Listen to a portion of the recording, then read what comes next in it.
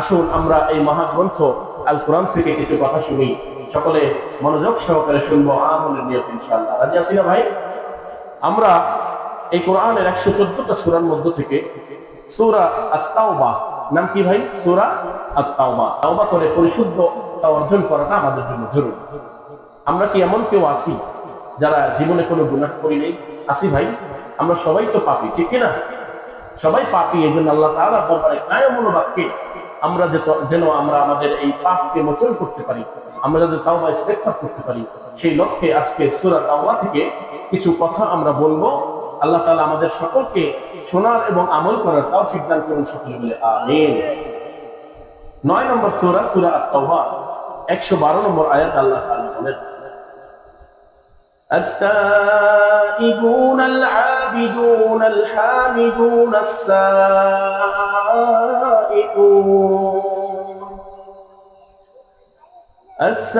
السائحون الراكعون الساجدون الآمنون بالمعروف والناهون عن المنكر والحافظون لحدود الله وبشر المؤمنين। الله أكبر। আল্লাহ তাআলা সূরা তাওবা 112 নম্বর আয়াত আল্লাহ বলেন, মুমিনদের গুণাবলী হবে 8টা। কয়টা? 8টা গুণাবলী। আচ্ছা, সূরা ফাতিহার আয়াত কয়টা? 7টা। জাহান্নামের সংখ্যা কয়টা? 7টা। সূরা ফাতিহার 7টা আয়াত পড়ে শিক্ষা নিয়ে যদি কেউ চলতে পারে, আল্লাহ তাআলা তার জন্য ওই জাহান্নামের দরজাগুলো সব বন্ধ করে দিবেন। সুবহানাল্লাহ। এখন জাহান্নামের দরজা তো বন্ধ হয়ে গেল, খোলা থাকবে কিসের দরজা? জান্নাতের দরজা, ঠিক কি না? এই জন্য আল্লাহ তাআলা মুমিনের 8টি গুণাবলী বললেন, আবার জান্নাতের সংখ্যা হলো 8টা। যদি 8টা গুণাবলী নিয়ে মানুষ চলতে পারে, আল্লাহ তাআলা তার 8টা জান্নাতের দরজাই তার জন্য খুলে দেবেন। সুবহানাল্লাহ। 1 নম্বর গুণ হবে আত-তাইবুন। 1 নম্বর গুণ কি? বলেন আমার সাথে, আত-তাইবুন মানে তাওবাকারী। 1 নম্বর গুণ কি? তাওবাকারী মানে তাওবা করবে, ফিরে আসবে। পাপ করেছে, ভুল করেছে, সমস্যা নাই, আল্লাহর দরবারে ফিরে আসবে। পাপ করার পরে আল্লাহর দরবারে ফিরে না আসলে, ওইখানে স্টিল থাকলে, এটা হলো বড় অপরাধ। পাপ করার চাইতে বড় অপরাধ কি? ওখানে স্টিল থাকা, স্থির থাকা। কিন্তু সাথে সাথে ফিরে আসলে আল্লাহ তাআলা তাওবা কবুল করেন। এই সাথে সাথে ফিরে আসলে আল্লাহ তাআলা তাকে মাফ করেন এবং আল্লাহ তাআলা বড় খুশি হয়ে যান। বলে সুবহানাল্লাহ। 1 নম্বর গুণ হবে আত-তাইবুন। 2 নম্বর গুণ হবে আল-আবিদুন, তারা ইবাদত করবে। 3 নম্বর গুণ আল-হামিদুন, তারা প্রশংসা করবে, সব সময় আলহামদুলিল্লাহ বলবে। কি বলবে? আলহামদুলিল্লাহ। যে কোনো অবস্থায় থাকুক না কেন কি বলবে? আলহামদুলিল্লাহ। 4 নম্বর গুণ হবে আস-সাইফুন, তারা জমিনে বিচরণ করবে আল্লাহ তাআলার দাওয়াত দেওয়ার জন্য, জমিনে বিচরণ করবে আল্লাহ তাআলার দ্বীনকে কায়েম করার জন্য। 5 নম্বর গুণ হবে আর-রাকিউন আস-সাজিদুন, 5 এবং 6। 5 নম্বর হলো রাকিউন, তারা রুকু করবে, আস-সাজিদুন, তারা সিজদা করবে, আল-আমিরুনা বিল মা'রুফ, তারা সৎ কাজের আদেশ দিবে, ওয়ান-নাহুনা আনিল মুনকার, তারা অসৎ কাজ থেকে মানুষকে বিরত রাখবে, অসৎ কাজে বাধা দিবে। এবং আরেকটা গুণ হবে তাদের কি? ওয়াল হাফিজুনা লিহুদুদিল্লাহ, তারা আল্লাহ তাআলার যে হুদুদ আছে, আল্লাহ তাআলার যে হদ আছে, আল্লাহ তাআলা কিছু আইন প্রণয়ন করেছেন, আল্লাহ তাআলা কিছু আইন দিয়েছেন, সেই আইনের ব্যাপারে আইনগুলোকে সংরক্ষণ করবে, মেনে চলবে এবং অন্যজনকে মেনে চলার জন্য বলবে। তারা হবে 8ম নম্বর গুণের অধিকারী, ঠিক কি না? এরপর আল্লাহ তাআলা বললেন ওয়াবাশশিরিল মুমিনিন, এবং মুমিনদেরকে তোমরা সুসংবাদ দান করো। তাহলে এই মুমিনদের কয়টা গুণ ভাই? 8টা গুণ। এই সূরা তাওবার 112 নম্বর আয়াতে আল্লাহ তাআলা 8টি গুণের কথা বললেন। আমরা ইনশাআল্লাহ অল্প অল্প করে আমরা এই গুণের কথাগুলো ইনশাআল্লাহ শোনার চেষ্টা করব। সকলে রাজি আছেন ইনশাআল্লাহ? আল্লাহ তাআলা আমাদেরকে শুরু থেকে শেষ পর্যন্ত বলার এবং শোনার তৌফিক দান করুন, সকলে বলে আমিন। এখন এই তাওবা শব্দের অর্থটা হলো ফিরে আসা। তাওবা শব্দের অর্থ কি ভাই? ফিরে আসা। আর ইস্তেগফার শব্দের অর্থ হলো আল্লাহর কাছে ক্ষমা চাওয়া। তাওবা শব্দের অর্থ ফিরে আসা, আর ইস্তেগফার শব্দের অর্থ আল্লাহর কাছে কি করা? ক্ষমা চাওয়া। আল্লাহ রাসূল সাল্লাল্লাহু আলাইহি ওয়াসাল্লাম বলেন, কুল্লু বনি আদম খাত্তা, এই পৃথিবীতে যত বনি আদম আছে, যত মানুষ আছে, সবাই পাপী। সবাই কি? পাপী। পাপ ছাড়া কোনো মানুষ আছে ভাই? নাই। আল্লাহ রাসূল বলেন খায়রুল খাত্তাঈন আত-তাওয়াবুন, তবে এই পাপীদের মধ্যে ভালো মানের পাপী যারা আল্লাহর দরবারে তাওবা করে। যারা কি করে? আল্লাহর দরবারে তাওবা করে, তারা হবে ভালো মানের পাপী। পাপীদের মধ্যে ভালো মানের পাপী যারা কি আল্লাহর দরবারে তাওবা করে ফিরে আসে। ইয়া আইয়ুহাল্লাযীনা আমানু তুবু ইলাল্লাহি তাওবাতান নাসুহা, ও ঈমানদারগণ, তুবু ইলাল্লাহি তাওবাতান নাসুহা, তোমরা আল্লাহর দরবারে যথাযথভাবে তাওবা করো, যথাযথভাবে ফিরে আসো। আল্লাহর দরবারে কি করো? যথাযথভাবে তাওবা করো। তাওবা করার মতো তাওবা করো। এমন না যে আমি আজকে পাপ করছি, আল্লাহর কাছে ভাবছি আবার পাপ করলাম, এমন না। তাওবা যথাযথভাবে করো, একবার ফিরে আসবা, ওইখানে আর যাইবা না। তুবু ইলাল্লাহি তাওবাতান নাসুহা, যথাযথভাবে তাওবা করার মতো তাওবা করো, তাহলে আল্লাহ তাআলা কি করবেন? আসা রাব্বুকুম আইয়ুকাফিরা আনকুম সাইয়্যাতিকুম ওয়া ইউদখিলাকুম জান্নাত তাজরি মিন তাহতিহাল আনহার। আল্লাহু আকবার। আল্লাহ কি করবেন? আসা রাব্বুকুম আইয়ুকাফিরা আনকুম সাইয়্যাতিকুম, আল্লাহ তাআলা তোমাদের সব পাপ রাশি ক্ষমা করে দিবেন। ইউদখিলাকুম জান্নাতিন তাজরি মিন তাহতিহাল আনহার, এবং ওই জান্নাতে প্রবেশ করাবেন যে জান্নাতের তলদেশ দিয়ে নদী প্রবাহিত হয়েছে। সুবহানাল্লাহ। তাহলে তাওবা করলে, তাওবার মতো তাওবা করলে আল্লাহ তাআলা মাফ করে দিবেন এবং ওই জান্নাতে প্রবেশ করাবেন। পাপের তুলনায় আল্লাহ তাআলার রহমত বড় বড়। আল্লাহর রহমত কি বড়? আপনার আমার পাপ যদি হয় খালের সমান, আল্লাহ তাআলার রহমত হবে সমুদ্রের সমান। আপনার আমার পাপ যদি হয় পাহাড় সমান, আল্লাহ তাআলার রহমত হবে আসমান সমান। আর আপনার আমার পাপ যদি হয় আসমান সমান, আল্লাহ তাআলার রহমত হবে আরশ আজিমের সমান। সুবহানাল্লাহ। শুধুমাত্র আল্লাহর কাছে চাইবো, আল্লাহ মাফ করে দিবেন। চাইতে রাজি আছেন ইনশাআল্লাহ? আল্লাহ তাআলা যখন এই পৃথিবীতে রহমত সৃষ্টি করলেন, দয়া সৃষ্টি করলেন, আল্লাহ তাআলা ৯৯টা দয়া তার নিজের কাছে রাখলেন। একটা মাত্র দয়া আল্লাহ তাআলা পৃথিবীতে প্রেরণ করলেন। কয়টা দয়া? একটা দয়া, একটা রহমত। আল্লাহ রাসূল বলেন ইন্নাল্লাহা খালাকা, আল্লাহ তাআলা সৃষ্টি করলেন আর রহমা, রহমা সৃষ্টি করলেন, দয়া সৃষ্টি করলেন। ইয়াউমা খালাকাহা মিআতা রাহমাতিন, ১০০টা রহমত সৃষ্টি করলেন। ফাআমসাকা ইনদাহু ৯৯, আল্লাহ তাআলা ৯৯টা তার নিজের কাছে রাখলেন। ওয়া আরসালা ফি খালকিহি কুল্লিহিম রাহমাতাও ওয়াহিদা, আল্লাহ তাআলা একটা মাত্র রহমত এই পৃথিবীতে পাঠিয়ে দিলেন। আচ্ছা দেখেন, একটা রহমতের কারণে দেখেন মা তার সন্তানকে কিভাবে আগলে রাখে, ভালোবাসা, ঠিক কিনা? আবার দেখবেন কত ভালোবাসার গল্প কত মানুষ শোনায়। এই পৃথিবীতে কত ভালোবাসার জন্য কত মানুষ মারা গেছে, কত রহমত, কত দয়ার কারণে। তাহলে এই একটা মাত্র রহমতের কারণে কত শত ভালোবাসা এই পৃথিবীতে চলে আসছে।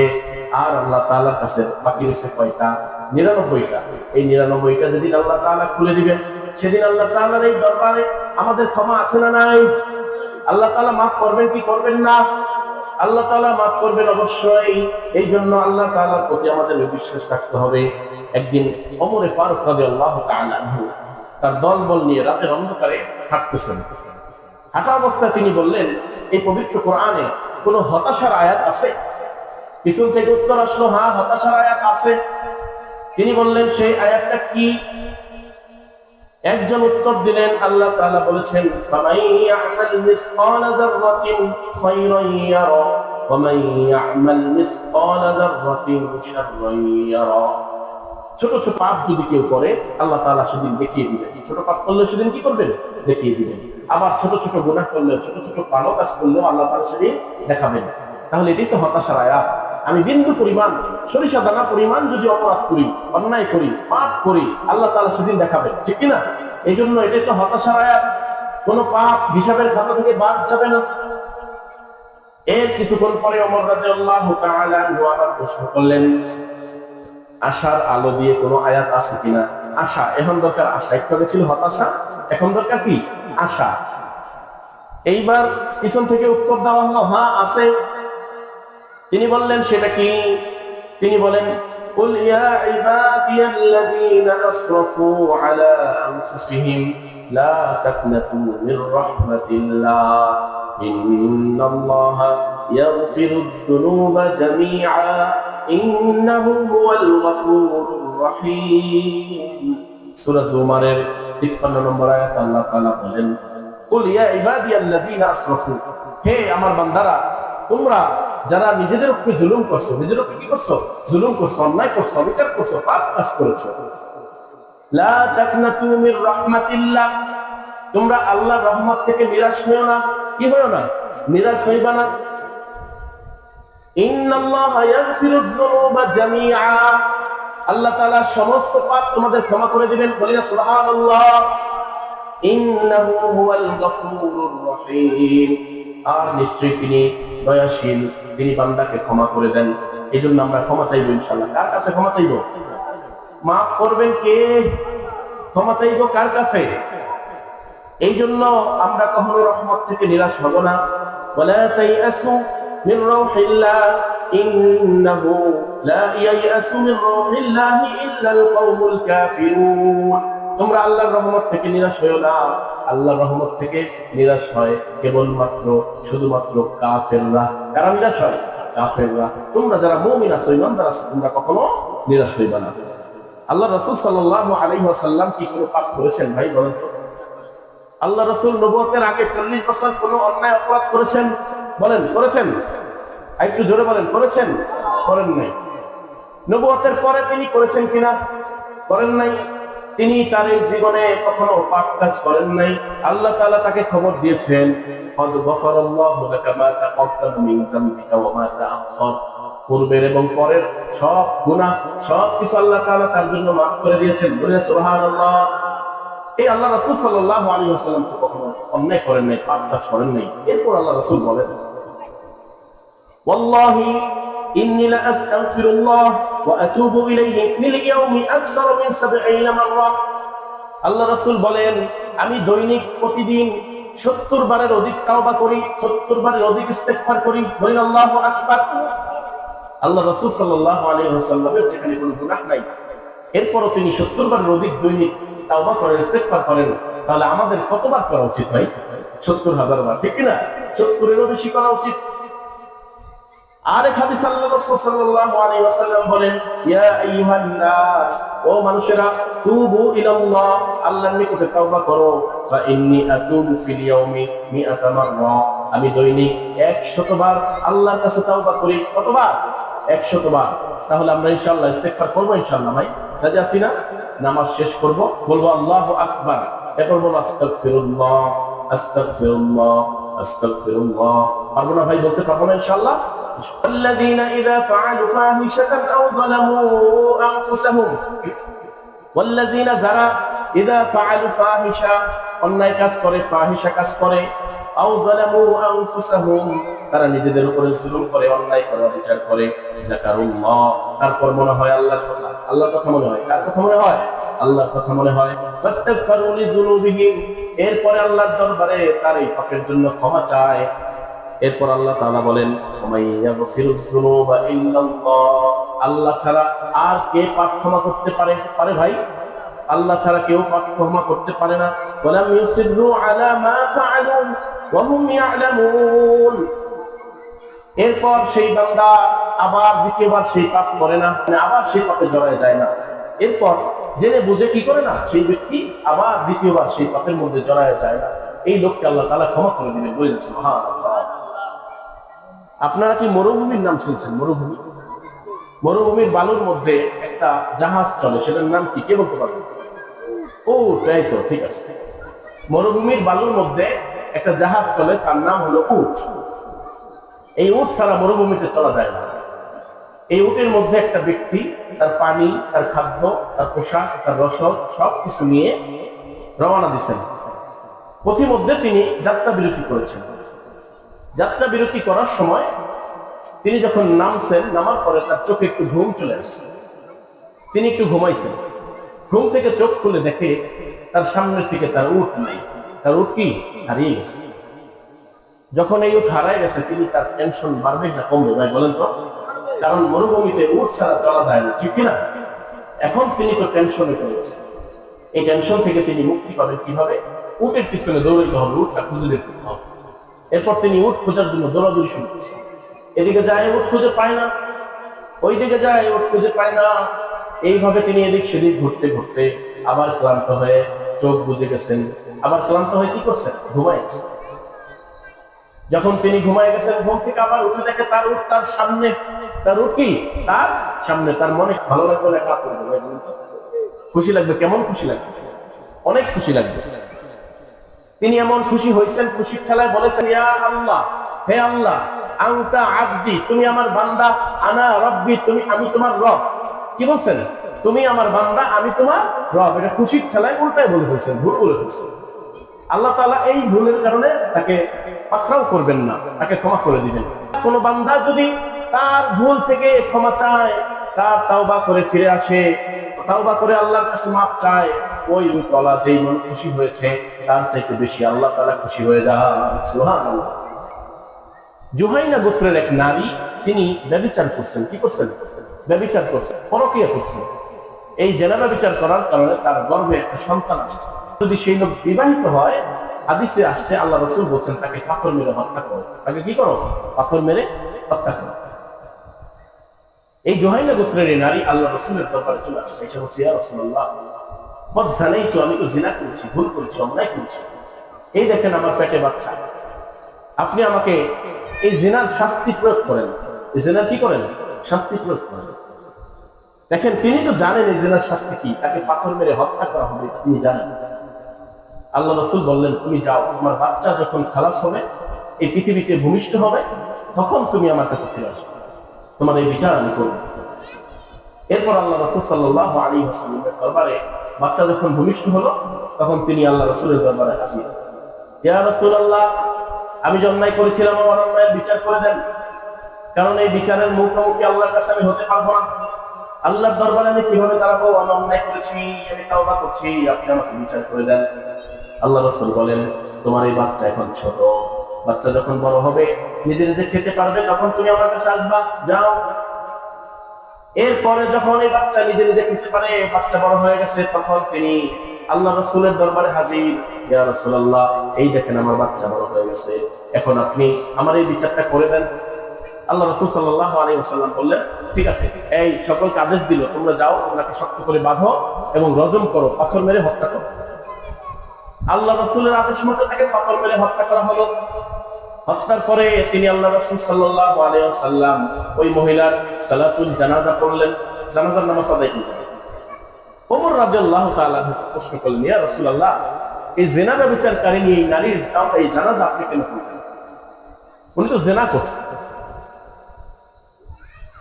আল্লাহ রাসূল সাল্লাল্লাহু আলাইহি ওয়াসাল্লাম বলেন, ওমর শুনে রাখো, উনি যে তাওবা করছেন, ওনার ভুল যে উনি মাফ চাইছেন, তিনি চিন্তা করছেন তার ভুল হয়েছে, আল্লাহর কাছে এমন তাওবা করছেন, এই তাওবা আল্লাহ তাআলার দরবারে পছন্দ হয়ে গেছে। বলেন সুবহানাল্লাহ। তিনি যেই তাওবা করছেন, এই তাওবাটাকে যদি মদিনার 70 জন মানুষকে বিলায় দেওয়া হয়, তাদের সকলের তাওবা কবুল হয়ে যাবে। সুবহানাল্লাহ। এমন তাওবা তিনি করছেন, এমন অনুশোচনায় তিনি ভুগছেন। আল্লাহর কাছে যে দাঁড়াবেন এই পাপ কাজ নিয়ে, আল্লাহর কাছে দাঁড়াবেন এই অন্যায় নিয়ে, তিনি সেটা সহ্য করতে পারেননি, তিনি দুনিয়া থেকে বিদায় হয়ে গেছেন। এই জন্য আমাদেরকে তাওবা করতে হবে ইনশাআল্লাহ। রাজি আছি না ভাই? তাওবা ইস্তেগফার করলে আমাদের কি লাভ হবে? আল্লাহ রাসূল সাল্লাল্লাহু আলাইহি ওয়াসাল্লাম বলেন, মান লাজিমাল ইস্তিগফার জাআলাল্লাহু লাহু মিন কুল্লি দীকিন মাখরাজা। লাজিমাল ইস্তিগফার, যে ব্যক্তি ইস্তেগফারের সাথে আঠার মতো লেগে থাকবে, কিসের সাথে? ইস্তেগফারের সাথে। বলবে আস্তাগফিরুল্লাহ, আস্তাগফিরুল্লাহ, আস্তাগফিরুল্লাহ, ইস্তেগফার করবে, তাওবা করবে। এমন যদি কেউ লাজিমাল ইস্তিগফার লেগে থাকে ইস্তেগফারের সাথে, জাআলাল্লাহু লাহু মিন কুল্লি দীকিন মাখরাজা, আল্লাহ তাআলা তার সব বিপদ আপদ কাটায়া দিবেন। বললে সুবহানাল্লাহ। আপনার বিপদ আপদ কি করবেন? কাটায়া দিবেন, সমস্ত রাস্তা তার খুলে দিবেন। তিনি যেখানে যায় আটকায় যাবেন, সেখানে আল্লাহ তাআলা তার জন্য কি করবেন? রাস্তা খুলে দিবেন। ওয়া মিন কুল্লি হাম্মিন ফারাজা, আল্লাহ তাআলা তার সমস্ত টেনশন দূর করে দিবেন। সুবহানাল্লাহ। তার জন্য টেনশন কি করে দিবেন? দূর করে দিবেন। এক নম্বর, তার জন্য সমস্ত রাস্তা খুলে দিবেন। দুই নম্বর, তার জন্য সমস্ত টেনশন আল্লাহ দূর করে দিবেন। কি দূর করবেন? টেনশন, দুশ্চিন্তা দূর করবেন। আমার সন্তানের বিয়ে শাদী হয় না, টেনশন আছে না নাই? এরপর আমার ইনকাম কম, আমার টেনশন আছে না নাই? আমাদের হাজারো টেনশন আছে। তোমরা যদি ইস্তেগফার করতে পারো, আল্লাহ তাআলা তোমাদের সবকিছু বৃদ্ধি করে দিবেন। সুবহানাল্লাহ। ওয়ায়ারযুকুহু মিন হাইসু লা ইয়াহতাসিব। 3 নাম্বার, এমন এমন জায়গা থেকে রিজিক দিবেন, ইস্তেগফার করলে এমন এমন জায়গা থেকে রিজিক দিবেন তিনি কখনো কল্পনা করতে পারে না। এমন এমন জায়গা থেকে রিজিক আসবে আপনি আমি কখনো কল্পনাও করতে পারবো না। 4 নম্বর উপকার কি? আল্লাহ তাআলা ওই ব্যক্তিকে যিনি আঠার মতো লেগে থাকবেন ইস্তিগফারের সাথে, তাকে আল্লাহ তাআলা মুস্তাজাবুদ দাওয়া বানিয়ে দেবেন। বলেন সুবহানাল্লাহ। এখন মুস্তাজাবুদ দাওয়া মানে, মুস্তাজাবুদ দাওয়া মানে হলো আল্লাহ তাআলার কাছে দোয়া করলে সেই দোয়া সাথে সাথে কবুল করেন এমন ব্যক্তি। কি বললাম? আল্লাহর কাছে দোয়া করলে সেই দোয়া আল্লাহ তাআলা সাথে সাথে কবুল করে নেন এমন ব্যক্তিকে বলা হয় মুস্তাজাবুদ দাওয়া। এখন ইমাম আহমদ ইবনে হাম্বলের নাম আপনারা শুনেছেন? আমাদের ইসলামে 4টা মাযহাব আছে, একটা হানাফি, মালিকি, হাম্বলি, শাফিঈ। তাহলে হাম্বলি মাযহাবের ইমাম হলো ইমাম আহমদ ইবনে হাম্বল। নাম কি বললাম ভাই? ইমাম আহমদ ইবনে হাম্বল। তিনি ওই জমানার সবচেয়ে বড় একজন মুহাদ্দিস ছিলেন। কি ছিলেন? মুহাদ্দিস। তিনি অনেক হাদিস জানতেন। একটা হাদিসের জন্য তিনি অনেক দূর সফর করতেন। একটা হাদিসের জন্য তিনি হাঁটতে হাঁটতে এই এলাকা থেকে আরেক এলাকায় চলে যেতেন। একটা হাদিসের জন্য তিনি রাতে হাঁটতেন, দিনেও হাঁটতেন। হাঁটতে হাঁটতে এক এলাকা থেকে অন্য এলাকায় চলে যেতেন। এমন বড় মুহাদ্দিস ছিলেন তিনি। তিনি একটা হাদিসের জন্য রাতের বেলা হাঁটতেছেন। হাঁটতে হাঁটতে হঠাৎ ইশারের আজান হয়েছে। আজান হওয়ার সাথে সাথে তিনি একটা মসজিদে ঢুকছেন। শীতের রাত, তিনি নামাজ পড়ছেন। নামাজ পড়ার পরে তিনি যখন ইশার নামাজ শেষ করলেন, তিনি কোথায় যাবেন? রাত হয়ে গেছে অনেক। তিনি ভাবলেন এই মসজিদে রাত কাটাই, দিনের বেলা আবার হাঁটা শুরু করব। এখন ইমাম আহমদ ইবনে হাম্বল রাতের বেলা এই মসজিদে থাকবেন, কিন্তু সমস্যা হলো মুয়াজ্জিন এসে বলে এই মসজিদে আজকে থাকা যাবে না।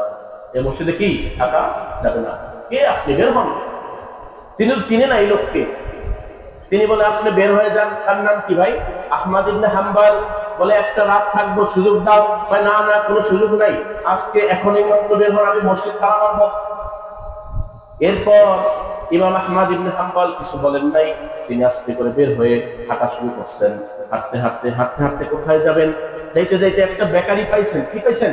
বেকারি। ওই যে রুটি বানায়, আপনারা চিনেন? বেকারি চিনেন? রুটি বানায় রাতের বেলা। তিনি ওই যে রুটি বানাইতেছেন, ওই রুটিওয়ালার কাছে গিয়ে বলছেন ভাই আমি রাতে একটু থাকতে চাই তোমার চুলার পাশে, সকাল হলে আমি চলে যাব, তোমার কি কোনো সমস্যা আছে কিনা? আহমদ ইবনে হাম্বলের প্রশ্ন শুনে যুবক বলে কেন ভাই, আমার কোনো সমস্যা থাকবে? আপনি এখানে রাতে থাকেন, কোনো সমস্যা নাই, সারা রাত এখানে থাকেন। এরপর তিনি চুলার পাশে বসে গেলেন। বসার পরে হাদিসের কিতাব খুলছেন। হাদিসের কিতাব খোলার পরে তিনি হাদিস পড়তেছেন পড়তেছেন পড়তেছেন।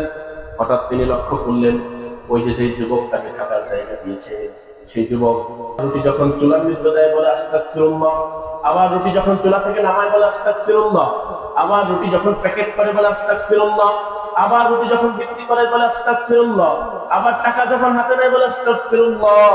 এইভাবে তিনি খালি আস্তাগফিরুল্লাহ বলে ওই যে আস্তাগফিরুল্লাহর সাথে তিনি আঠার মতো লেগে আছেন, ঠিক না? এরপর ইমাম আহমদ ইবনে হাম্বল বলেন ও ভাই তুমি কেন বারবার ইস্তেগফার করতেছো, আমাকে একটু বলো। বলে শুনেন, এই ইস্তেগফার করার কারণে আল্লাহ তাআলা আমাকে মুস্তাজাবুদ দাওয়া বানিয়ে দিয়েছেন। আমি যে দোয়া করি আল্লাহ তাআলা সব দোয়া কবুল করেন। সুবহানাল্লাহ।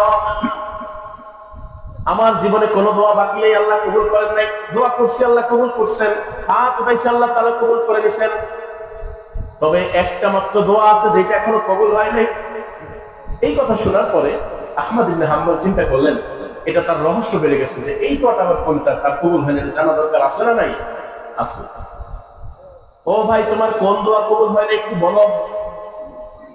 বলে আমার এমন একটা দোয়া আছে যেই দোয়া এখনো কবুল হয় নাই। আমি শুনেছি আমাদের এই জমানায় একটা বড় মুহাদ্দিস আছে, তার নাম হলো আহমদ ইবনে হাম্বল। আল্লাহর কাছে অনেক দোয়া করেছি, আল্লাহ আহমদ ইবনে হাম্বল জগৎ বিখ্যাত মুহাদ্দিস, তার সাথে আমাকে একটু দেখা করায় দিও। আমি অনেকবার দোয়া করেছি, আল্লাহ তাআলা আমার এই দোয়া কবুল করেন নাই। এই কথা শোনার সাথে সাথে আহমদ ইবনে হাম্বল চিৎকার মেরে বলে তোমার এই দোয়াটা আল্লাহ বাদ রাখেন না। এই দোয়াটা কি করেন নাই? বাদ রাখেন। এই দোয়া তোমার কবুল করছে, তোমার এই দোয়া আল্লাহ বাদ রাখেন না, এই দোয়াও কবুল করছেন। আমি নিজেই এই আহমদ ইবনে হাম্বল, তোমার আহমদ ইবনে হাম্বলের কাছে যাওয়া লাগবে না। আহমদ ইবনে হাম্বলকে আল্লাহ তাআলা তোমার কাছে আইনা পৌঁছায় দিয়েছেন। বলি না সুবহানাল্লাহ। দেখছেন নি মুস্তাজাবুদ দাওয়া মানে কি? আল্লাহ তাআলা বলেন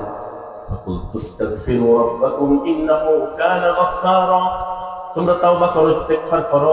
ইস্তেগফার করলে আল্লাহ তাআলা তোমাদেরকে মাফ করে দিবেন। তোমাদেরকে কি করবেন? মাফ করে দিবেন। তাহলে ইস্তেগফার করার কারণে আল্লাহ তাআলা মুস্তাজাবুদ দাওয়া বানায়। ইস্তেগফার করলে আল্লাহ দোয়া কবুল করেন। দোয়া কি করেন? কবুল করেন। আমরা রাজি আছি কি ভাই? রাজি আছি ইনশাআল্লাহ। ইস্তেগফার করলে আল্লাহ তাআলা আযাব দেন না। ইস্তেগফার করলে কি করেন? আল্লাহ তাআলা আযাব দেন না। আল্লাহ তাআলা বলেন সূরা আনফালের 33 নম্বর আয়াতে, ওয়ামা কানা আল্লাহু মুআযযিবাহুম ওয়া হুম ইস্তাগফিরুন। যখন বান্দারা ইস্তেগফার করতে থাকে তখন আল্লাহ তাআলা সেখানে আযাব দেন না, গজব দেন না। বলি না সুবহানাল্লাহ। আমরা বাসের মধ্যে চড়ি কি চড়ি না? গাড়িতে চড়ি কি চড়ি না? লঞ্চে চড়ি কি চড়ি না? আমরা লঞ্চে চড়ি, ওই লঞ্চ তো ডুবে যেতে পারে। আমরা গাড়িতে চড়ি, গাড়িতে অ্যাক্সিডেন্ট করতে পারে, দুর্ঘটনা করতে পারে। এই জন্য আমরা গাড়িতে চড়া অবস্থায় যদি আস্তাগফিরুল্লাহ আস্তাগফিরুল্লাহ আস্তাগফিরুল্লাহ পড়তে থাকি, আল্লাহ তাআলা আমাদেরকে অ্যাক্সিডেন্ট থেকে বাঁচাবেন। আল্লাহ কি করবেন? অ্যাক্সিডেন্ট থেকে বাঁচাবেন। কারণ আল্লাহ বলছেন ওমা কানা আল্লাহু মুআযযিবাহুম ওয়া হুম ইস্তাগফিরুন। যখন বান্দারা ইস্তেগফার করতে থাকে আল্লাহ তাআলা সেই অবস্থায় বান্দাকে আযাব দেন না। সেই অবস্থা কি দেন না? আযাব দেন না। এই জন্য আমরা গাড়িতে চললে একটা আমল করবো, পারবো না ভাই? ইস্তেগফার করবো, কি বলবো? আস্তাগফিরুল্লাহ আস্তাগফিরুল্লাহ আস্তাগফিরুল্লাহ। যতক্ষণ না আমি আস্তাগফিরুল্লাহ বলতে থাকবো আল্লাহ তাআলা আমাকে কি করবেন না? আযাব দিবেন না। বুঝতে পারছেন বিষয়গুলো? আমার কথা কি বোঝা যায়? হাসান আল বসরির নাম শুনেছেন? ইমাম হাসান আল বসরি তিনি বসছেন, তিনি হালাকা করেন, মাজলিস করেন। তার আশেপাশে সমস্ত মানুষ মুসল্লিরা বসে বসে তার কথা শুনছে। এই পাশে থেকে একজন প্রশ্ন করতেছে, ইয়া হাসান আল বসরি, আমি তো বিপদের মধ্যে পড়ছি, আমার ঘরে খাবার নাই। ওই পাশ থেকে একজন প্রশ্ন করছে, দাঁড়ায় গেছে, শোনেন, আমার ঘরে আমার ফসল হইতেছে না, আমার জমিন, আমার ফসল ঠিকমতো হয় না। পাশ থেকে আরেকজন দাঁড়ায় গেছে, আমার মেয়ের বিয়ে হয় না। ওই পাশ থেকে একজন দাঁড়ায় গেছে, আমি অসুস্থ। ওই পাশ থেকে একজন দাঁড়ায় গেছে, আমি ঋণগ্রস্ত, টাকা পয়সা নাই। এরপর তিনি বললেন, তোমরা সকলে মিলে ইস্তেগফারের আমল করা শুরু করে দাও। কিসের আমল? ইস্তেগফারের আমল শুরু করে দাও। এখন উনি বলতেছে, ভাই সবাই সবার প্রশ্ন করলো, সবাই সবার চাহিদা বললো, সবাই তার ব্যক্তিগত চাহিদা বলেছে, এক একজন এক এক রকম। আপনি আমল দিলেন একরকম, কারণ কি? সবার জন্য ইস্তেগফারের আমল কেন দিলেন? এইবার তিনি বলেন, তোমরা কি সূরা নূহ পড়ো নাই? সূরা নূহের মধ্যে আল্লাহ বলেন, ফাকুলতু ইস্তাগফিরু রাব্বাকুম ইন্নাহু কানা গাফফারা। তোমরা ইস্তেগফার করো, আল্লাহ তাআলা ক্ষমা করে দিবেন। আর কি দিবেন? ইউসিলিস সামাআ আলাইকুম মিদরারা। আল্লাহ তাআলা এই জমিনে আসমান থেকে মুষলধারে বৃষ্টি নামিয়ে দিবেন। সুবহানাল্লাহ। ওয়ায়ুমদিদুকুম বিআমওয়ালিন ওয়া বানিন। আল্লাহ তাআলা তোমাদেরকে সাহায্য করবেন টাকা পয়সা দিয়ে। আল্লাহ তাআলা সাহায্য করবেন সন্তান দিয়ে। যাদের সন্তান হয় না তারা মাজারে গিয়ে সেজদা দিব না, মাজারে গিয়ে দরবারে ওই বাবার কাছে চাইবো না। এই কোরআনের আমল করব, রাজি আছি না নাই? ইস্তেগফার করব, কি করব? ইস্তেগফার করব। যাদের সন্তান হয় না তারা কি আমল করব? ইস্তেগফারের আমল। ওয়ায়ুমদিদুকুম বিআমওয়ালিন ওয়া বানিন। আল্লাহ তাআলা বলেছেন ইস্তেগফার করলে তাদেরকে সন্তান বৃদ্ধি করা হবে, তাদের সম্পদ বৃদ্ধি করা হবে। এই জন্য আমরা বেশি বেশি ইস্তেগফার করব। আর কি করবেন? ওয়ায়াজআল লাকুম জান্নাতিন ওয়ায়াজআল লাকুম আনহারা। আল্লাহ তাআলা বলেন তাদের জন্য বাগান বানিয়ে দেওয়া হবে। সুবহানাল্লাহ। তাদের জন্য নদী নালা বানিয়ে দেওয়া হবে। এই জন্য আমরা বেশি বেশি ইস্তেগফার করব ইনশাআল্লাহ। হযরত মূসা আলাইহিস সালাতু ওয়াস সালাম একদিন সালাতুল ইস্তিসকার জন্য মাঠে গেলেন। সালাতুল ইস্তিসকা মানে কি? বৃষ্টির নামাজ। গুড, ধন্যবাদ তোমাকে। সালাতুল ইস্তিসকা মানে বৃষ্টির নামাজ। বৃষ্টি হয় না, আল্লাহর জন্য আল্লাহর কাছে দোয়া করতে হবে, সালাত আদায় করে নামাজ পড়ে। সেই নামাজের নাম কি? সালাতুল ইস্তিসকা। মূসা আলাইহিস সালাতু ওয়াস সালাম তার দলবল নিয়ে মাঠে গেলেন। বৃষ্টি হয় না অনেক দিন। আল্লাহর দরবারে সালাতুল ইস্তিসকা করলেন, দোয়া করলেন, আল্লাহ বৃষ্টি নামিয়ে দেন। একদিন নামাজ পড়লেন, বৃষ্টি নামে না। আবার দ্বিতীয় দিন নামাজ পড়লেন, বৃষ্টি নামে না। আবার তৃতীয় দিন নামাজ পড়লেন, বৃষ্টি নামে না।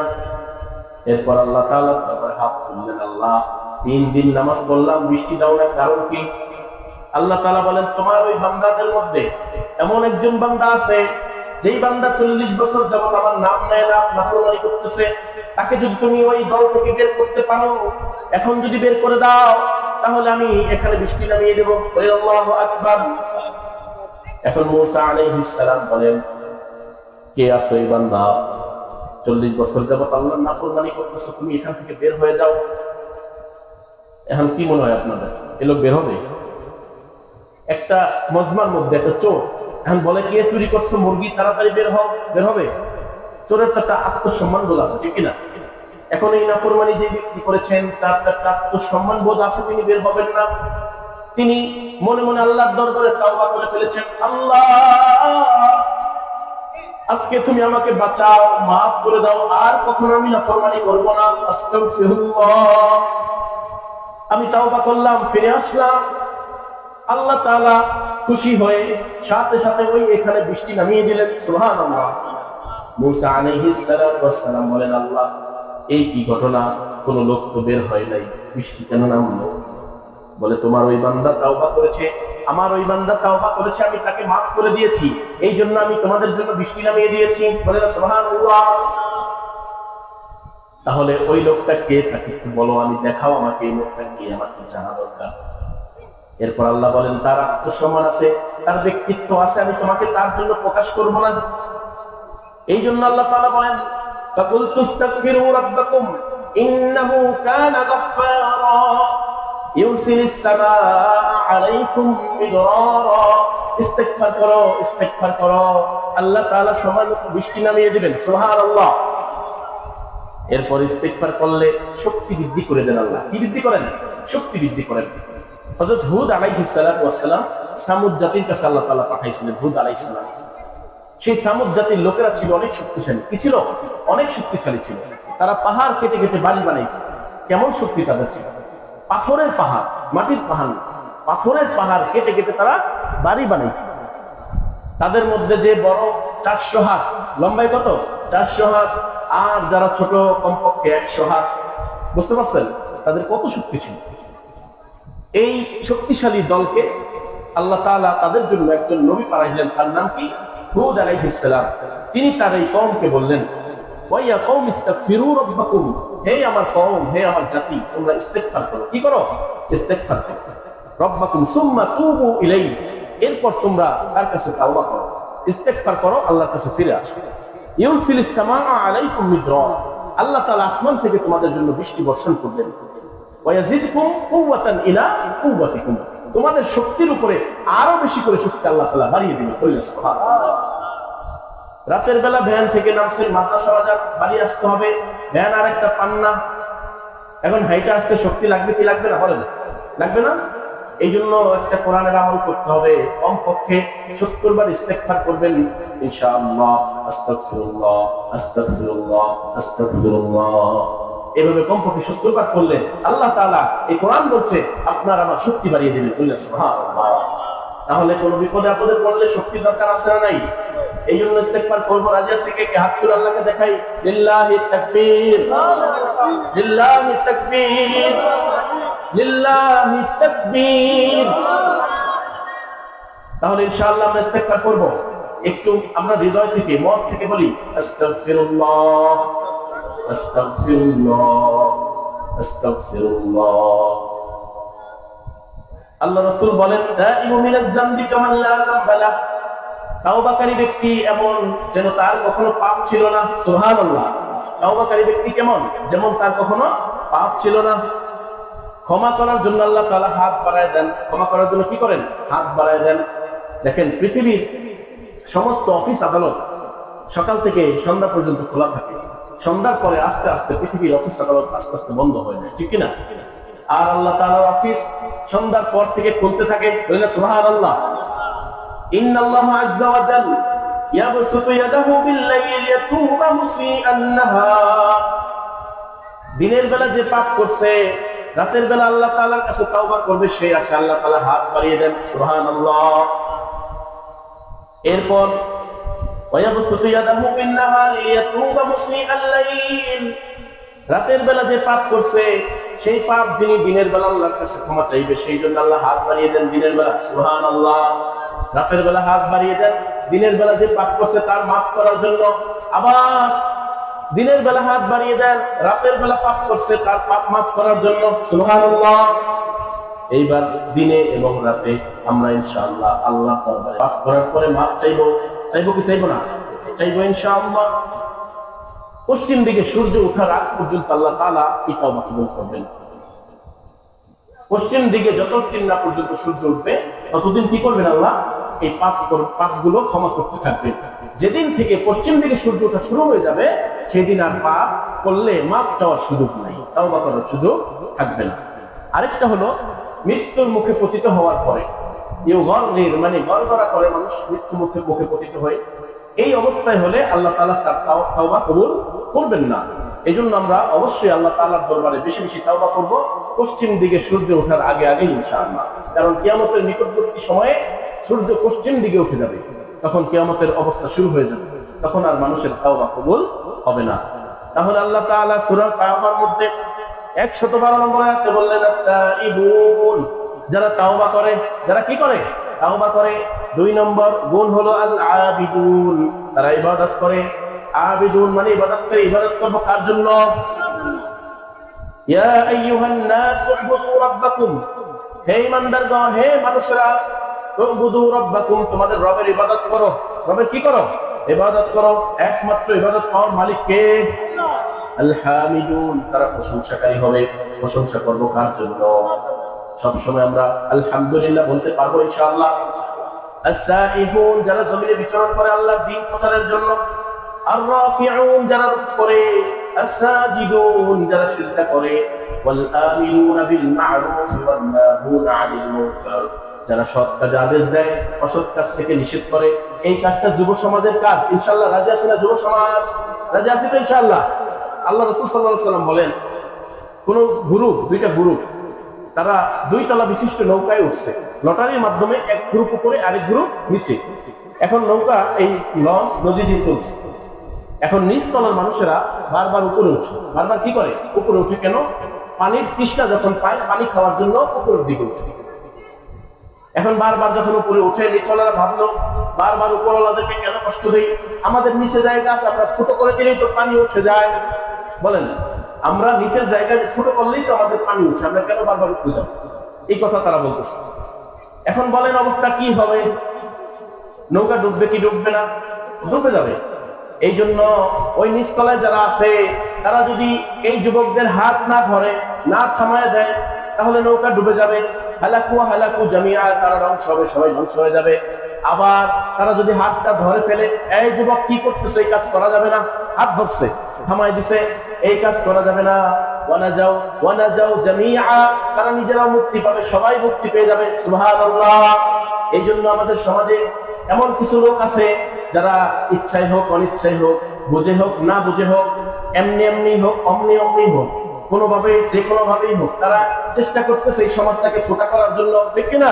আছে না নাই? এই জন্য এই যুব সমাজটা যদি ওই লোকের হাত না ধরে তাহলে এই লোকরাও ধ্বংস হবে, আমরাও ধ্বংস হয়ে যাবো। ঠিক কিনা? সমাজের সবাই ধ্বংস হয়ে যাবে।